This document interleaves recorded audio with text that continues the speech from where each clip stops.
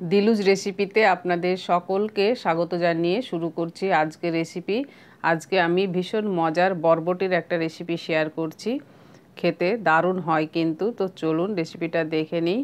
এখানে আমি দেখুন বরবটি নিয়েছি, বরবটিগুলোকে আমি আগেই ধুয়ে নিয়েছি।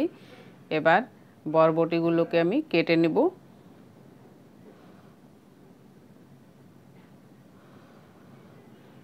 ঘরে থাকা মাত্র কিছু উপকরণ দিয়েই আপনারা বরবটির এই রেসিপিটা বানাতে পারবেন। যারা সবজি খেতে পছন্দ করেন না তারা চেটেপুটে খাবে।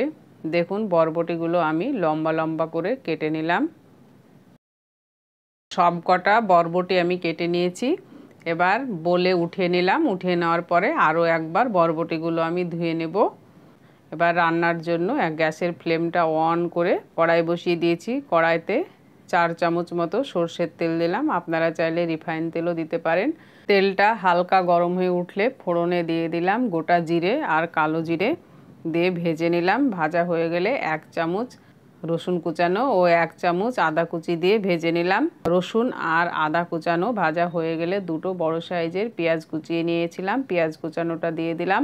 পেঁয়াজ কুচানো নাড়াচাড়া করে 2 মিনিট ভেজে নেব হালকা কালার আসা অবধি। দেখুন পেঁয়াজে কালার এসে গেছে। এবার আমি দুটো টমেটো কুচিয়ে নিয়েছিলাম, টমেটো কুচানোটা দিয়ে দিলাম। টমেটো কুচানো দেওয়ার পরে আরও 1 মিনিট মতো টমেটো পেঁয়াজের সঙ্গে ভেজে নিয়েছি। টমেটোগুলো 1 মিনিট কষিয়ে নেওয়ার পরে আমাদের ব্যবহার করা মশলাগুলোকে দিয়ে দেব। স্বাদ মতো নুন দিলাম, হাফ চামচ জিরের গুঁড়ো দিলাম, হাফ চামচ হলুদ গুঁড়ো দিলাম, হাফ চামচ লঙ্কার গুঁড়ো দিলাম আর হাফ চামচ ধনে গুঁড়ো দিলাম।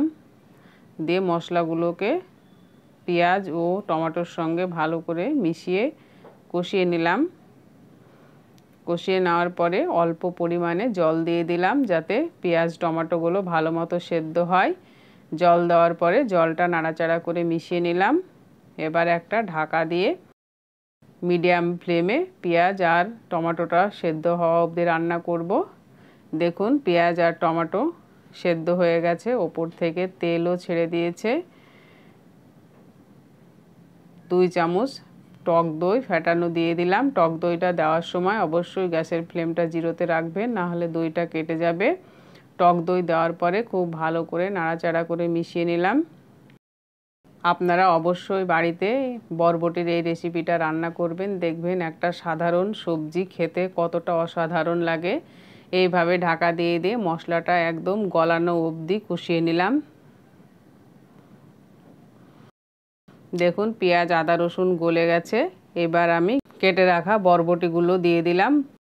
বরবটি দেওয়ার পরে নাড়াচাড়া করে বরবটিগুলো আরও কিছুক্ষণ কষিয়ে নেব যাতে বরবটির কাঁচা গন্ধটা চলে যায়। একটা ঢাকা দিয়ে দিলাম। ঢাকা সরিয়ে সরিয়ে বরবটিগুলোকে ভালো করে কষিয়ে নিতে হবে। বরবটিগুলো একটু সেদ্ধ হয়ে আসে, ঢাকাটা উঠিয়ে নেওয়ার পরে আরও কিছুক্ষণ বরবটিগুলোকে কষিয়ে নিলাম।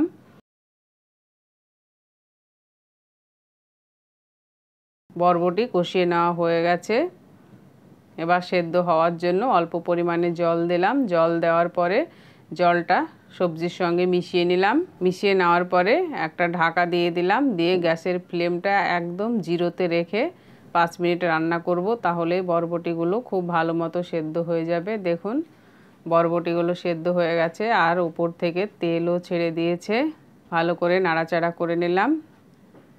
স্বাদের ব্যালেন্সের জন্য অল্প পরিমাণে চিনি দিলাম। চিনিটাকে নাড়াচাড়া করে মিশিয়ে নিলাম। মিশিয়ে নেওয়ার পরে একটা ঢাকা দিয়ে জিরো ফ্লেমে আরও 3 মিনিট রেখে দেব। আজকের রেসিপিটা যদি আপনাদের ভালো লাগে লাইক কমেন্ট শেয়ার করবেন। আর এই রকম নিত্য নতুন রেসিপির ভিডিও নোটিফিকেশন পেতে আমার চ্যানেলটিকে সাবস্ক্রাইব করে পাশে থাকা বেল আইকনটি প্রেস করে দিবেন। ফেসবুক থেকে দেখলে পেজটিকে ফলো করবেন। দেখুন বরবটিগুলো একদম নরম হয়ে গেছে আর সেই সাথে রান্নাও হয়ে গেছে। এবার গ্যাসের ফ্লেমটা অফ করে বরবটিগুলো উঠিয়ে নেব। এই বরবটি আপনারা গরম গরম রুটি ও ভাতের সঙ্গে পরিবেশন করতে পারেন, একদম দারুণ লাগে খেতে। আজকে আমি এই বরবটিগুলো কিন্তু রুটির সাথেই পরিবেশন করব। এই যে পরিবেশনের জন্য আমি সাজিয়ে নিচ্ছি। আর আজকের রেসিপিটা তাহলে এই পর্যন্তই। দেখা হবে পরের নতুন কোনো রেসিপির ভিডিওতে। সেই পর্যন্ত সকলে সুস্থ থাকবেন, ভালো থাকবেন। Thank you. এবার খেয়ে দেখি কেমন হয়েছে টেস্ট। বরবটির তরকারিটা একদম মাখা মাখা হয়েছিল আর খেতে তো অপূর্ব ছিল।